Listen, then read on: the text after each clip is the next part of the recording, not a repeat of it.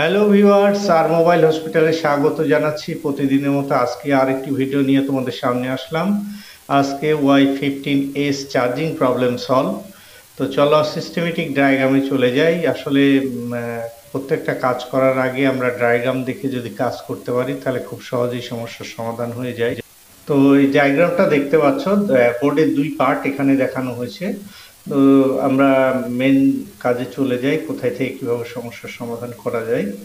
তো এখানে তোমরা দেখতে পাচ্ছ ব্যাটারি কানেক্টর এবং চার্জিং যে পাতার যে কানেক্টর মেন বোর্ডের, সেই কানেক্টরটা এখানে দেখতে পাচ্ছ, যেখান থেকে ভিভাস ভোল্টেজটি আসে আমাদের নিচের বোর্ড থেকে, সাব বোর্ড থেকে মেন বোর্ডে আসে।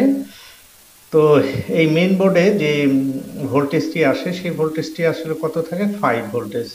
মানে আমরা চার্জিং বেস হয়ে, চার্জিং পাত্তা হয়ে যে মেন বোর্ডে যে ভোল্টেজটা আসছে কানেক্টরে, সেটা থাকে কত, 5 ভোল্টেজ। তো এই 5 ভোল্টেজটার নাম হচ্ছে ভিবাস ভোল্টেজ। তো ভিবাস ভোল্টেজ হচ্ছে আইসি ইনপুট ভোল্টেজ এবং আউটপুট ভোল্টেজ হচ্ছে ভিব্যাট। তো যাই হোক, এই যে আমরা দেখাচ্ছি সেটা হচ্ছে দুটো সবুজ এবং হলুদ যে ট্র্যাক দুটো এখানে দেখতে পাচ্ছ, এই ট্র্যাক দুটো মূলত সরাসরি এখান থেকে আমাদের বেরিয়ে চলে যায় কোথায়, সিপিইউ আইসিতে। এই সিগন্যাল দুটো কোথায় যায়, সিপিইউতে। এই দুটোর কাজ হচ্ছে আমাদের যে ইউএসবি ডিটেক্ট করে, আমরা সফটওয়্যারের কাজ করে থাকি, সেই ক্ষেত্রে এই কানেকশন দুটো আমাদের মূল ভূমিকা পালন করে থাকে।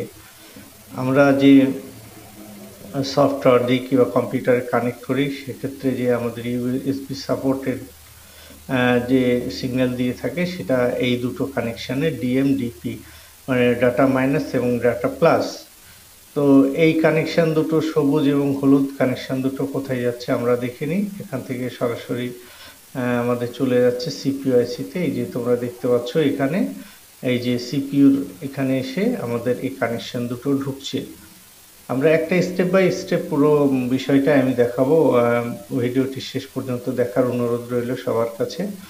এই যে দেখো, হলুদ এবং সবুজ যে দুটো ট্র্যাক, সেই ট্র্যাক দুটো সিপিইউতে এসে ঢুকলো। আচ্ছা, এই দুটো হচ্ছে আমাদের ইউএসবি সিগন্যালের কাজ করে থাকে। এখন আমরা চলে যাব কোথায়, এই দুটো তো আমরা ক্লিয়ার। এখন আমরা চলে যাব হচ্ছে ভিভাস ভোল্টেজ, যেটা চার্জিং ইনপুট। চার্জিং যে ভোল্টেজটা আসে সেটা হচ্ছে যে নিচ থেকে যে সাববোর্ড হয়ে চার্জিং পাত্তা হয়ে যে মেন বোর্ডে ভোল্টেজটি আসছে। তো এই মেন ভোল্টেজটি হচ্ছে যে লাল ট্র্যাকটি দেখতে পাচ্ছ, এই লাল ট্র্যাকটি হচ্ছে 5 ভোল্টেজ। এটাকে বলা হয় ভিভাস ভোল্টেজ। তো ভিভাস এই যে ট্র্যাকটি দেখতে পাচ্ছ, এই লাল ট্র্যাক, আমি তীরের মাধ্যমে দেখিয়ে দিচ্ছি। এই ট্র্যাক দুটো, এখান থেকে ট্র্যাকগুলো যে হলুদ আর সবুজ তো চলে গেল সিপিইউতে, আর এই যে লাল যে ট্র্যাকটা এখানে দেখাচ্ছি এখন তীরের মাধ্যমে, এটা অ্যারো করে দেখাচ্ছি, সেই ট্র্যাকটা কোথায় যাচ্ছে আমি একটু ক্লিয়ার করে দেখছি। ধৈর্য সহকারে ভিডিওটি দেখার অনুরোধ রইল। আচ্ছা, এখন এই ট্র্যাকটি সরাসরি আমাদের যে লাল কালার, সেই কোথায় যাচ্ছে সেকে দেখে নিচ্ছি আমাদের। যে এই যে ভিভাস ভোল্টেজটি এই এসে আমাদের সরাসরি কোথায় ইন হচ্ছে, সেটা হচ্ছে এই যে charging AC. Charging AC input হচ্ছে ভোল্টেজটা কত, ভোল্টেজ 5 ভোল্টেজ। তো চার্জিং এসি ঢোকার আগেই ছোট্ট একটা আইসির মাধ্যম দিয়ে এই চার্জিং এসিতে ভোল্টেজটি প্রবেশ করে। আইসিটির নাম হচ্ছে ওভিপি আইসি। ওভিপি হচ্ছে ওভার প্রোটেকশন আইসি। এটা মানে ওভার ভোল্টেজ প্রোটেকশন, মানে কোনো কারণবশত যদি অতিরিক্ত ভোল্টেজ আসে তো এই আইসিটি সাধারণত কেটে যায়। তো এই ওভি আইসির মাধ্যম দিয়ে আমাদের ভোল্টেজটা চার্জিং আইসিতে প্রবেশ করছে। ইনপুট আউটপুট এটার ইনপুট এবং আউটপুট ভোল্টেজ একই থাকে, 5 ভোল্টেজ। এবং চার্জিং আইসিতে এই ভোল্টেজটা প্রবেশ করার পর সেই আইসটার যে কার্যকারিতা, মানে এটা ভোল্টেজটাকে কনভার্টিং করে সে আউটপুট করছে, আউটপুট করে ভিব্যাট ভোল্টেজে রূপান্তরিত করে ব্যাটারিতে সাপ্লাই করছে। তো এই যে চার্জিং আইসি আমি তীরের মাধ্যম দিয়ে দেখিয়ে দিয়েছি, চার্জিং আইসির ইনপুটে যেটা অ্যারোর মাধ্যম দিয়ে আমাদের ইনপুট হলো যে ভোল্টেজটা, সেই ভোল্টেজটা হচ্ছে ভিভাস, এবং যে তীরের আউটপুট দেখবে, আউটপুট দিয়ে আমাদের ভোল্টেজটা বেরিয়ে যাচ্ছে, সেটা হচ্ছে ভিব্যাট ভোল্টেজ। তো এটার ইনপুট যা 5 ভোল্টেজ থাকে, আর আউটপুট সাধারণত 3.7 থেকে 4.2 এরকম ভোল্টেজ থাকে। সাধারণত ভোল্টেজটা কনভার্টিং হওয়ার পর ভোল্টেজটা একটু ডাউন হয়ে যায়। তো তো এখান থেকে এই ভোল্টেজটা বেরিয়ে আবার চলে যাবে এটা ব্যাটারি কানেক্টরের পজিটিভে, মানে আইসি হয়ে তারপরে যে আইসি থেকে যে আউটপুট ভোল্টেজটা বের হচ্ছে সেই ভোল্টেজটা চলে যাবে আমাদের ব্যাটারি কানেক্টরের পজিটিভে।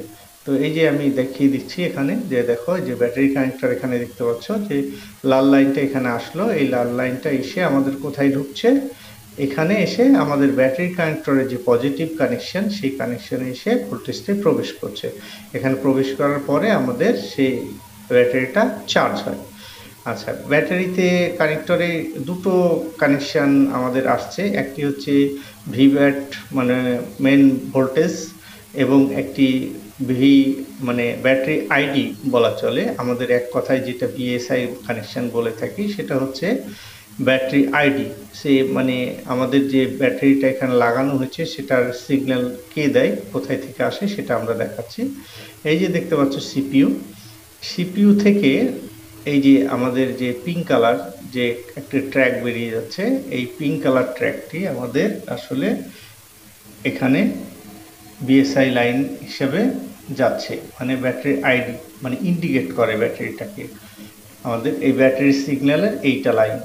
তো এই লাইনটা আমাদের কোথায় থেকে আসছে, সিপিইউ থেকে। এই সিপিইউ থেকে এই সিগন্যালটা এসে আমাদের কোথায় যায়, ব্যাটারি কানেক্টরের যে মিডল পয়েন্টের যে একটি চিকন দেখতে পাচ্ছ পয়েন্ট আছে, সেটা হচ্ছে আমরা বিএসআই বলি অথবা কি বলি, ব্যাটারি আইডি। এই যে তীরের মাধ্যমে আমি দেখিয়ে দিলাম। তাহলে ব্যাটারি কানেক্টরের দুটো কানেকশন আসলো, একটা ভিভ্যাট এবং আরেকটি হচ্ছে ব্যাটারি আইডি, এই দুটো কানেকশন।